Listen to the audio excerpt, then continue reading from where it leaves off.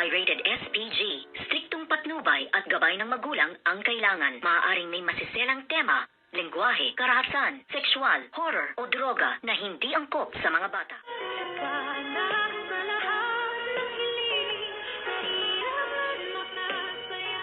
Good evening and welcome sa aking munting channel, at dito nga ay kalat na sa Apex Medical Hospital ang katotohanan na si Moira nga ang mastermind at nagpakidnap kay Don Pepe.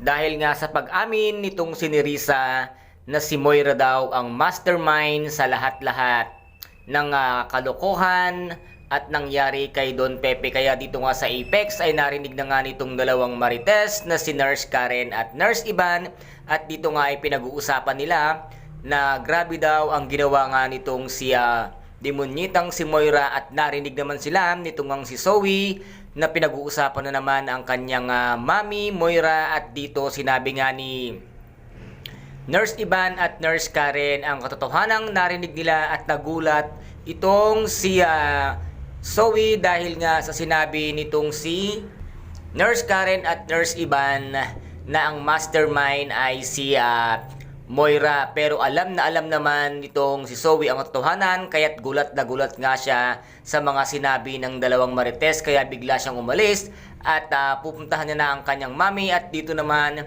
ay kasalukuyan namang iniimbestigahan ng mga pulis itong si Nerissa, at yung kanyang sinabi na si Moira ang mastermind ay hindi na siya nagsalita dahil kasama niya na ang kanyang attorney at pinagbawalan siyang magsalita. Ngunit meron namang isang swerte pa rin itong mga tanyag, dahil nga nagkataon na nabunggo ni Dax ang sakyan ni Eric, kung kaya't dinala ni Eric sa presinto itong si Dax, at dito nga nila nalaman at magtatapat na nga itong si Dax sa katotohanan na kung sino ang nasa likod ng pangyayari kay Don Pepe. At nandun nga itong si Zoe na kaya ang ituro niya, at dito na kaya matapos ang kaligayahan ng mag-inang demonyita. Ano kaya ang gagawin ni Doc RJ once na malaman niya ang katotohanan na ang nasa likod nga nito ay si Moira at ang kanyang tinuturing na anak na si Zoe, at ano rin ang gagawin nitong si Miss Giselle Tanyag, dahil simula pa lamang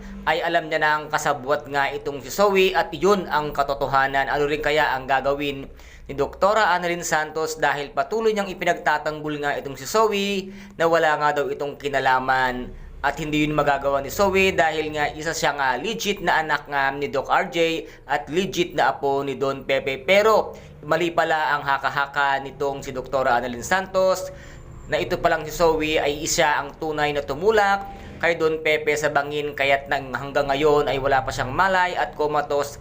At sana rin malaman na rin ang katotohanan na ito ngang si Doc Carlos ay niloloko lamang si Miss Lynette Santos at sinasaktan, dahil nga sa pagtatakip ng katotohanan na si Zoe ang tunay niyang anak at si Moira nga ang